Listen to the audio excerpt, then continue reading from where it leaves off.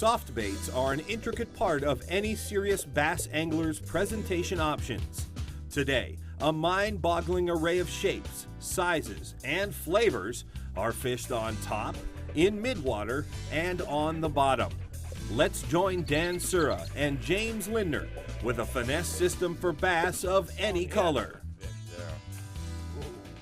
Ooh, beautiful bass. Right now, Dan Sura and I are going to look at a really phenomenally effective technique for catching bass anywhere from 5 to 50 foot of water, lakes, rivers, reservoirs all across the country. It's called Shakey Worming, or jig worming in northern terms. It's a finesse technique that's just incredibly effective for bass, and lots of them. Come here, buddy. Look at that guy there. Inactive bass, or a neutral bass, may not move very far to bite a bait, and you have to drop it right on their snouts in order to get bit.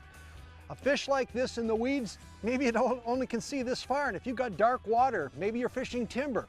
You've got to have the confidence that the fish are there and fish these baits slowly, and you will get bit. I guarantee it.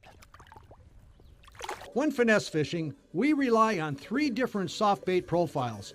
Our favorites are the Berkeley Gulp Shakey Worm, Power Bait Sinking Minnow, and the Power Bait Hand Pour Finesse Worm.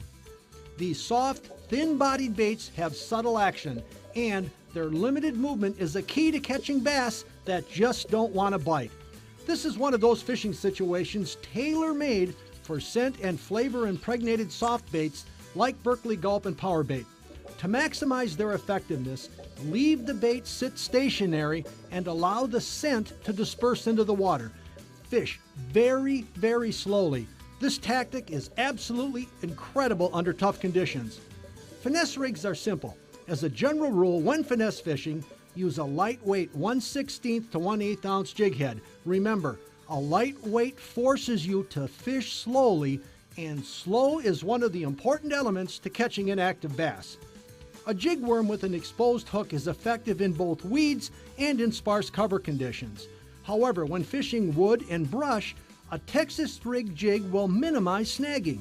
Next, wacky worming is a rigging option that dramatically slows the lure's drop speed while allowing a unique triggering action in the worm. Finally, with each of these presentations, it's usually best to position the bait on the bottom, then shake the rod tip. This shaking motion imparts a quivering action into the soft bait that fish simply can't resist. There he is. Big one? Yeah. I told you, Mr. Sura, right on the trend. Right on the money, James. Yeah, that's a big boy there. Come here, buddy. Ooh, I just lost Look one. at that. Oh, there we go. It's this little bit softer action rod. It's not a real fast taper that you'd use for like fishing jigs and Texas rig worms where you want that really quick impact. You have a softer, more moderate taper to the rod. What that enables you to do to land big fish with light line. Come here, buddy, come here. Oh, look at that guy. That's a good one. No question about it, when it comes to catching bass all over the country, jig worming or shaky worming is probably one of the most effective techniques to do that. Look at that guy.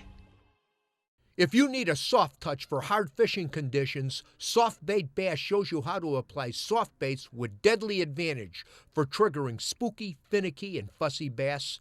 It's one of many installments in our Angling Edge instructional DVD collection, available at anglingedge.com.